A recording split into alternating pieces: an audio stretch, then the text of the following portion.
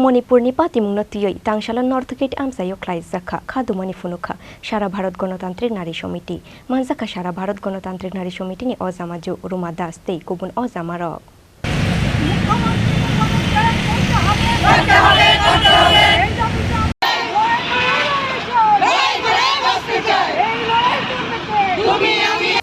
Manipur हास्तेबो तंकसां मुथांगैना रंगनानि सानमुनो खबै खरगनै cookie बुरि रंनारि चुमको रेखे कामी बेरे रुमानि पातिमुंनो शेजावै बुखुगरि कुसम खावै खादुमानि फुनुखा सारा भारत गणतांत्रिक नारी समितिनि आदंजुक सं सारा भारत गणतांत्रिक नारी समिति राज्य कमिटिर सिद्धांत मोताबेके सदर विभागीय कमिटिर उद्योगे এই এলাকার আমাদের 4টা নারী সংগঠন লোকাল কমিটি যেমন দক্ষিণ আগরতলা পূর্ব আগরতলা শহর আগরতলা এবং উত্তর আগরতলা এই 4টা লোকাল কমিটির উদ্যোগে আমরা মণিপুরের সাম্প্রতিক কালের ঘটনাবলীর বিরুদ্ধে এখানে প্রতিবাদ বিক্ষোভে সমাবেশ আমরা সংগঠিত করেছি। আপনারা সবাই জানেন এটা আজকে আর ব্যাখ্যার অপেক্ষা রাখে না যে গত 2-3 মাস ধরে গোটা মণিপুর জুড়ে আজকে যে নৃশংস বর্বরতা চলছে ঘটনাবলী চলছে এটা ভারতবর্ষের সভ্যতার কলঙ্ক। এটা আপনারা দেখেছেন যে সেখানে কুকি সম্প্রদায়ের 2জন মহিলাকে বিবস্ত্র করে রাস্তায় হাঁটানো হয়েছে, শুধু হাঁটানো নয় পরে তাদের উপরে দলবদ্ধভাবে পাশবিক অত্যাচার করা হয়েছে। সংবাদে প্রকাশ পরে আরও 2টো ঘটনা বেরিয়ে এসেছে, আরও 2জন মহিলার উপরে গণধর্ষণ হয়েছে।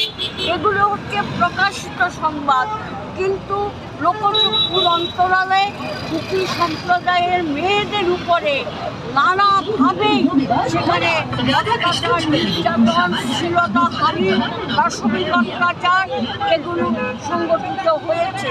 তাছাড়াও গোটা কুকি সম্প্রদায় মানুষদের উপরে বিজিবির দুর্বৃত্ত বাহিনী সহ রাষ্ট্রীয় পুলিশের যোগসাজশে সেখানে ভাঙচুর, বাড়িঘরে হামলা, মারধর করা, বাড়ি পুড়িয়ে দেওয়া এবং নানা ধরনের অমানবিক নির্যাতন সেখানে সংগঠিত হচ্ছে।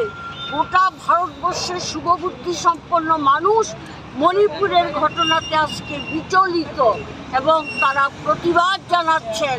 এমনকি সুপ্রিম কোর্টের প্রধান বিচারপতি তিনি বলেছেন যে অবিলম্বে মণিপুর সরকার যদি এই সমস্ত ঘটনাগুলি বন্ধ করার ক্ষেত্রে যথাযথ পদক্ষেপ গ্রহণ না করে তাহলে সুপ্রিম কোর্ট স্বতঃপ্রণোদিত হয়ে সুমোটো মামলা করে ওটা তারা দেখবেন এর বিরুদ্ধে কী ব্যবস্থা নেওয়া যায়।